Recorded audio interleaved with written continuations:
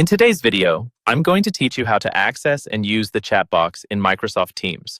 We'll walk through this using the Microsoft Teams web app, which you can open in any modern browser like Chrome, Edge, or Firefox.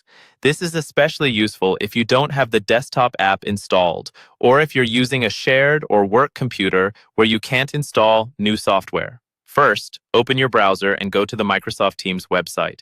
When the page loads, you'll be asked to sign in with your work, school, or personal Microsoft account. Take a moment to make sure you're using the correct account, especially if you have more than one.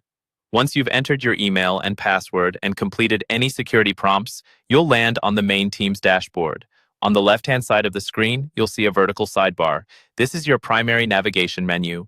Look for the chat icon there. It usually looks like a speech bubble. Go ahead and click that. This takes you into the main chat area, where all of your one-on-one and group conversations are organized. On the left side of the chat view, you'll see a list of your recent conversations. If you want to continue an existing chat, simply click on the person's name or the group name in that list.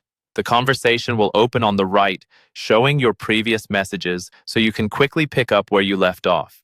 If you need to start a brand new conversation, look toward the top of the chat list for the new chat icon.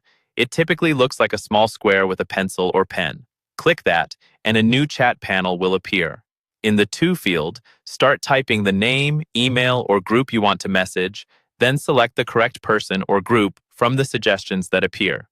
Now that you have a chat open, look down at the bottom of the screen for the message box. It's usually labeled with text like "Type a new message." Click inside that box, and you can start writing your message. Take your time to make it clear and complete. When you're ready to send it, press the Enter key on your keyboard. Your message will appear in the conversation pane above, and the other person will be notified according to their team's settings.